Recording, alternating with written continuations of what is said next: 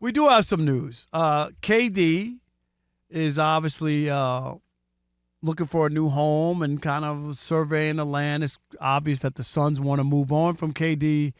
That didn't work. And obviously Giannis, there's that talk about him leaving Milwaukee. So there's all kinds of stuff. Just get us up to speed. Set the table. I mean, you said half of it yourself. I don't know what I'm doing at this point. No, I want you to do it a better. Just put the salt and pepper over here, too. But the butter now, but I didn't put the ice and, Anyway. Can we get some more of them buns? Don't say that. Don't you say that. What? I'm just saying. Please. You got to eat all my pancakes. No bun he ate talk. your bun. No bun And the next morning, you didn't eat his bun. The next morning, you ate his pancakes. So, as Rob alluded to, all signs point to a divorce happening this offseason between Kevin Durant and the Phoenix Suns. Anyone you speak to is reputable, has all said, if he's not traded, that would be the shock of the summer. Well, flash forward to Tuesday morning. ESPN's Shams Charania went on the Pat McAfee show, and he said that Kevin Durant and the San Antonio Spurs had mutual interest ahead of this past trade deadline. Nothing obviously materialized, but expect the two sides to reconvene this offseason. Guys, the reason why that's interesting is, number one, because it's, anytime you have KD on the move, it's a big deal. But number two, something we talked about a couple of weeks ago, as soon as the Spurs got the number 2 pick in the upcoming NBA draft, everybody and their mother started to link San Antonio, that number 2 pick, and Giannis, because we all know that his future in Milwaukee is also up in the air. So here's the question, guys.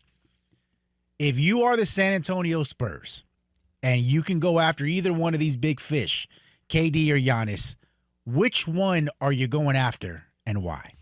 I'm going to go after KD because I like a bargain. So It would be like shopping at Ross. I'm going to get it 40% off. He's well-traveled, a little weathered. You know what I mean? Maybe there's a little stain on it. Maybe it's a little older, outdated. It's not the freshest stuff, but it's worth it. I'm not shopping at Saks. Giannis is a Saks purchase. He's still good, great. He's still young. He's got years to go. KD is at the end, and it's not going to cost you all your players. That's the problem if you go get Giannis, and you got to give up, right? You just built this young team together, and now the first thing you have to do is what? Start taking away from it. That's not what you want to do.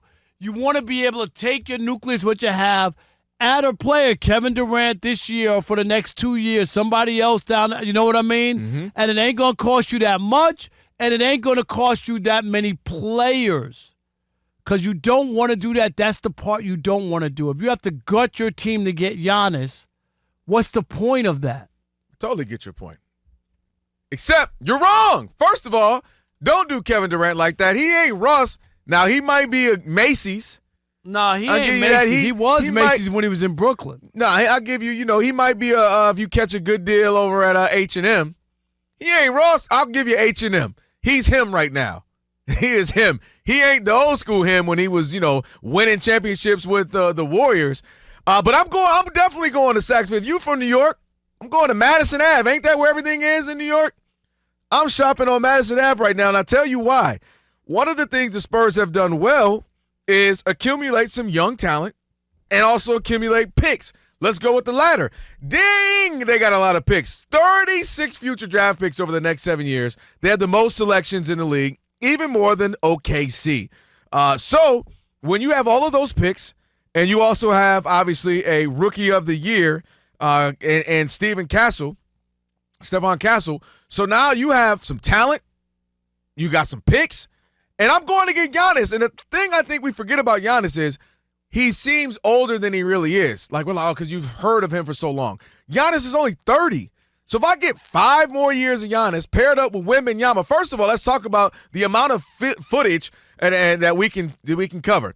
You got a dude that's 7 foot a million and a dude that has a wingspan of about 8 foot with Giannis. So defensively, we're going to be incredible. You got 2 guys that can defend, that can block shots, change shots, that can make shots. Then I got De'Aaron Fox, who can actually close games, and that's been one of the issues with Giannis. De'Aaron Fox is a perfect guy. Close game, make big shots, make free throws, and obviously he's not the greatest defender, so I can cover that with other people. So I'm going to Saks Fifth. I'm going to, what do you want to call it? Bloomingdale, Neiman Marcus, whatever you want to call these places. And I'm going to get Giannis. And I'm about to have Giannis and Wemby and De'Aaron Fox for the next 5-6 years and tell y'all to deal with that. So Milwaukee's getting what? What is Milwaukee? I'm giving you the Rookie of the Year in Castle. And I'm giving you 5 first-round picks or whatever. That ain't enough for you. And then maybe another player. I need somebody else. I need Fox. You're starting over. No, give me Fox. Give me Fox. I can't give you Fox. Why? Because I for Giannis, I want Fox. No, I can't give you Fox. No, I need Fox. Because then I'm sitting there with 2 of them. No, I need Fox. I will give you picks. You can start over. You can sell to your team. We got a Rookie of the Year. We got a bunch of picks.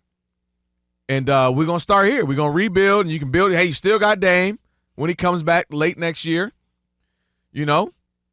And then you start building from there, and you reset, and you say we're on our way to being what the Celtics are. With their, they had a good run drafting young guys. We're on our way to being what the Warriors are when they drafted a bunch of young guys. But look, and I sell my fan base that. But getting KD isn't going to cost you the Rookie of the Year, okay, or a number 2 pick.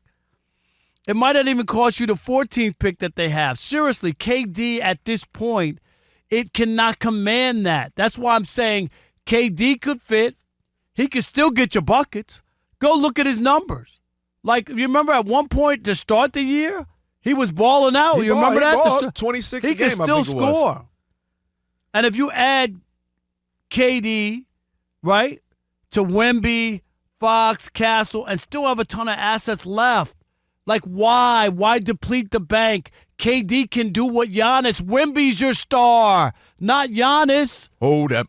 No, that's who's going to be your star. My future. No, that's your star. He ain't Giannis right now. He's 9 foot tall. Dude, Giannis' stats were insane this past year. 30, 12, and 8. What did it get him? That plus 290 got him on the New York City subway. And that with Wemby and Fox. 290, I thought it was it's 290. You finally said you give me 265 or 275. Yeah. Giannis, Wemby, and De'Aaron Fox is a problem. And the issue with KD is, number one, he hasn't played over 65 games in a very long time. Number two, it just hasn't ultimately mattered. In fact, it hasn't not only mattered, the teams got worse. The Suns got worse. The Suns were laughable, by far the most disappointing team in all of the NBA this past season. So to me, I'd rather not, and then because he's not the leader enough. He's not going to come in and lead enough my Fox and my Wemby. Giannis is a leader. Giannis is going to play hard. Giannis is going to play on both ends of the ball. Giannis is going to demand them to be better, and I'd rather ride with that for the next 5 or 6 years. And defensively, we will be incredible with Giannis and Wemby. Yeah, but Giannis costs a lot more, and that's just the issue is what I'm trying to tell you, is that you could probably get very much for what you need. De'Aaron Fox and Wemby and your Rookie of the Year, and now you're adding a veteran guy who's won championships, been Finals MVP. Like, that's all you need. You don't need somebody to totally disrupt the apple cart where it all has to be about Giannis. What about those 3? What about those guys that you've already built? Giannis is not going to come in and take a back seat to anybody. I don't need him to right now. That's I need you to be the bus driver. No, you don't. I need you to be Jerome Bettis. Drive this bus while Wemby is like, oh, this is what it takes. Okay, this is the next level. I'm learning. Jerome Bettis, he crashed the bus, didn't he? No, remember, he won it and then dipped out. Won it in Detroit. You talk about a great ending. No, you couldn't have it any better. You win a Super Bowl in your hometown, playing in Detroit. That had to have been a great way. If he thought about coming back, everybody slapped him. You better retire. That was a perfect. Him, John Elway, kind of had those perfect John Elway won back-to-back, and he bounced out. I mean, you couldn't have been any better. Perfect send-offs. Absolutely. But, yeah, heck yeah, I'm going to get young. Man, we are ordering some of the best Greek food right now and DoorDashing it to him. We got some of the best Greek food in San Antonio. I don't care what. Absolutely, I'm going to get Giannis. You yourself said, KD, what you call him? Basketball dead. Don't try to make him Lazarus and resurrect from the dead. I could bring him back to life. You are not Jesus. Don't make him Lazarus. All I need is a couple of loaves of bread and 2 fish. Five loaves. Someone hasn't been to church in a minute. I tried on Easter. 5 loaves and 5 fishes, okay? And then you fed the 5,000. So each one was really worth about 1,000, each fish and each loaf of bread. Go get Giannis. Matter of fact, I'm on my Duolingo right now trying to speak Greek or Latin. I don't even know what it is, but dang it, I'm about to speak it. It's all Greek to me. Matter of fact, the Bible, half the New Testament is Greek.